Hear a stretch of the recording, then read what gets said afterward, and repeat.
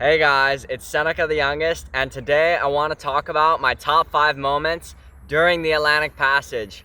So if you guys don't know, I made shorts on YouTube and Instagram. I also did some reels talking about every single day of the Atlantic Passage. I had some crazy moments, so I want to talk to you guys about them, and I'm gonna rank them, number 5 to number 1. Number 1's gonna be the craziest. It's kind of a spoiler alert, but we're here in Trinidad in this beautiful park in the beautiful sun, and I got some Trinidadian raw milk right here.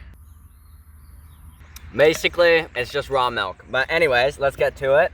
At number 5, we got jumping in the ocean. Usually, if you cross the Atlantic, not a lot of people jump in the ocean. But the thing is, we got super lucky on this passage and the weather was amazing. So this was an amazing passage because everything was really calm. We got to jump in 2 times in the Atlantic Passage, and the reason we jumped in was not because of normal reasons. Normally it's, oh, we want to jump in, it's gonna be fun. But we kind of needed to because we didn't have any water maker. So a water maker, basically, the name says, it just makes water. It's really important. And we have 8 people, so we used a lot of water only for drinking, and we couldn't take showers. So it got really hot. We went from the 18th latitude north all the way down to like 10 degrees, 9 degrees, which was an insane change. It went from subtropical to tropical like that. It was crazy. We were like sweating, insane. So we jumped in the water, and this is not something you usually do because it's very dangerous. It's also extremely fun, and it's a cool experience. The thing is though, the Atlantic Ocean is so big, when you jump in,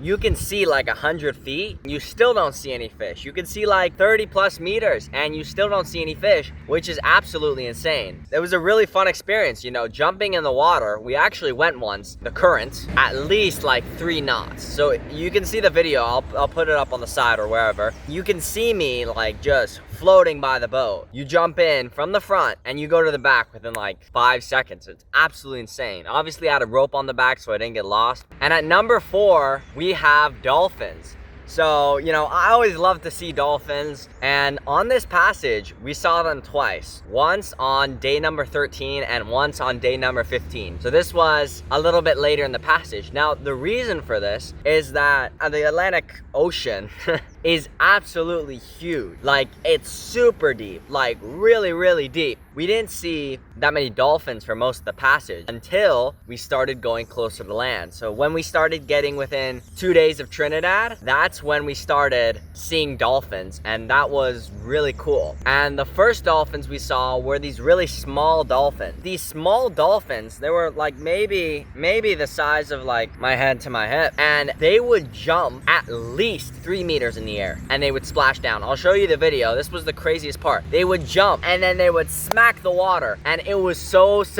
cool. I've never seen a dolphin do that, because usually you see dolphins jumping out of the water, but not really. They're barely getting any airtime. Yeah, you'll see a dolphin maybe once in a while jump, but these ones, they jump like straight up to the sky and straight back down. It was so much fun, and it was absolutely amazing. And the other dolphins that we got were way bigger, like at least 4 times bigger when we got closer to Trinidad. This was on day 15 in the morning. These dolphins were way bigger. This is what I'm used to seeing. I saw these ones in Morocco. I saw these ones in Spain. You kind of see these everywhere in kind of like those coastal regions, and they don't jump as much. So I think the craziest part was the small little dolphins jumping like 3 meters in the air. That was just a great experience.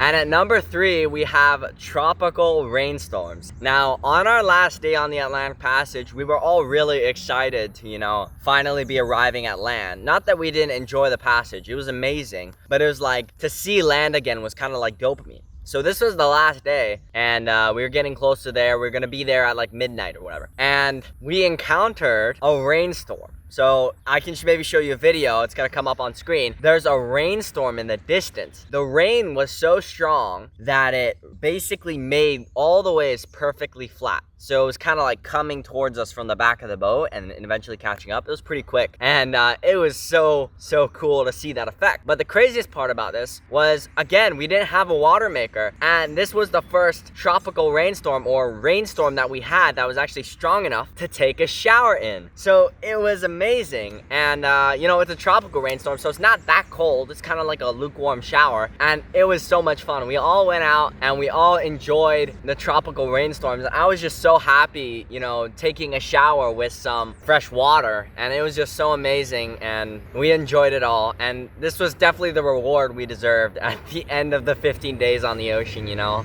No shower, and then at the end you get a shower right when you're about to arrive on land.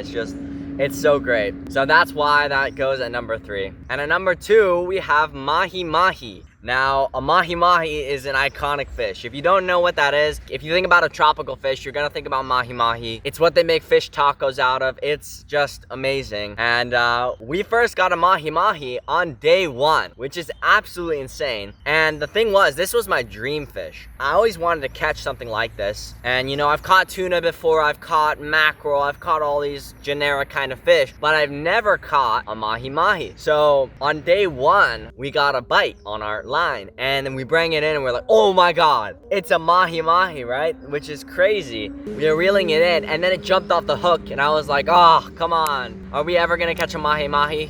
And then right after that, like maybe like 20 minutes later, we actually got a mahi-mahi on the line, which was absolutely insane. And we took it out. It was pretty small. It was like, yeah, it was like this big. It was pretty small, and we all ate it within like 3 minutes, since we had like 8 people on board. So we had 8 people on board, and we devoured that thing. It was like a little snack. And then 5 days later, on day 6, Tizian, which is one of our crew members, goes out and he puts out a line. He catches a way bigger one. It's probably double the size, and it was really good. It was really juicy. And the craziest part, and I never seen this with any other fish kind of, is it changed color. So when we got it on board, it was white, kind of like silverish, and blue. It was absolutely amazing color-wise. It was just so striking and stunning. Like, I've never seen a blue and like a silver like that. It was amazing. And then when we killed it and started cutting it, it started turning green. It turned green within like 30 seconds of us killing it and then filleting it up. It like turned green. Like, I'll show you the video. I'll show you the differences. It's absolutely insane. And I've never seen a fish do that. You know, I've heard if you kill things, they change color, but I've never seen it with my real eyes. And that was just an insane experience, you know, catching one of my favorite tropical fish for the second time on this passage. And this fish was also delicious. We also devoured this one. Even though it was double the size, it still wasn't any match for 8 hungry people. Now you may think, well, not one fish is enough to feed 8 people. I mean, it's just impossible. I mean, yeah, maybe you can catch a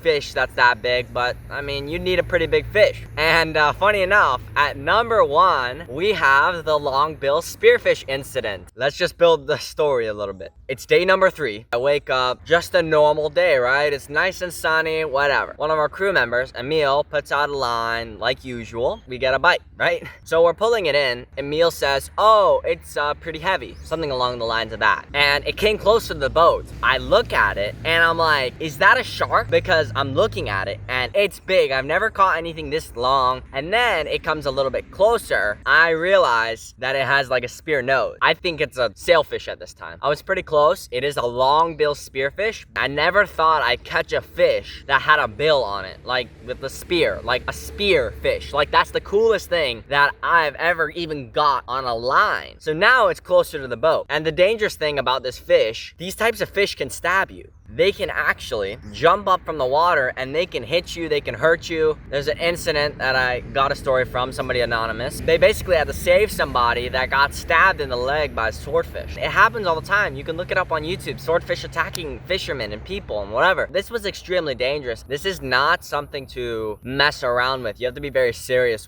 if you're gonna catch a fish like this. So we're deciding, you know, are we actually gonna catch it? Are we gonna let it go? You know, do we cut the line? Like, you know, maybe like try to be safe. So we took the ballsy option and we said, okay, we're gonna catch it. Let's try, let's do it, right? So Tizian, the one that threw out the line on day 6 and caught the mahi-mahi, he goes down, he has a gaff, which is like a nice hook. Long story short, he hooks the thing. My dad goes down near the water, he puts a net over the bill of the spearfish and basically hooks it, and while the gaff is in the side of the body, and it's going crazy. I'll show you the video right here. It's absolutely insane. And we eventually get on the boat. boat and everything's bleeding. The fish is just bloody and it's everywhere. So we eventually get on the boat and then we eventually kill it. It was the craziest thing when we finally put the knife in the head and we realized that this fish is actually ours. It's dead, you know. We can actually eat it. You know, we caught this thing. We hunted this thing in a certain sense. We all freaked out. We were all like yelling, like we were all going crazy because we never thought we would catch something like this. We were so hyped about it. Shit. Holy moly. This is huge. The coolest thing ever. This is huge. Holy shit. It was so amazing and just an overall great experience. But what was also absolutely insane was the food that we got from it. We got a butt ton of food. This spearfish was 2 meters and 10 centimeters long, and the meat is still twitching. That's the crazy part. So you press it and it bounces back against you, and it was just so good. We cut it up and we made some sashimi with it, and we got some soy sauce. We dipped it in. Man, that was the best sushi I've ever had. That was probably the best fish I've had. Like, really, like that was just so good.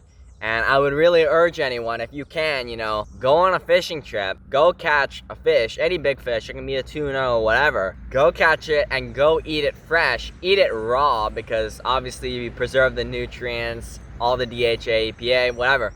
You'll have like a thrill feeling, like you feel so good about yourself, like a euphoric feeling almost. And it's just amazing. And I'll never forget that experience because that was just unforgettable and euphoric and amazing. And yeah, honestly, it really highlighted the passage. And if you would ask me, oh, what's your favorite moment of the Atlantic Passage, there's no doubt be this moment, because it was just so amazing and great. So I would really urge people, you know, if you can, go catch a fish, go eat it fresh and raw, because that was so good. And I have to admit, even though this was the longest passage that I did, it was by far the best. And it's because we got lucky on the weather. And the weather was just amazing. We got to cook food and cook food properly because it was flat. We got to see dolphins. We got to catch fish. We got to hang out on the front of the boat. We got to enjoy tropical rainstorms. We got to jump in the water. We got to do all these fun things. And I experienced it with the people that I love most. I just want to thank you guys as the viewer for watching this video. Like and subscribe, and go check out my shorts, and maybe check out my Instagram as well.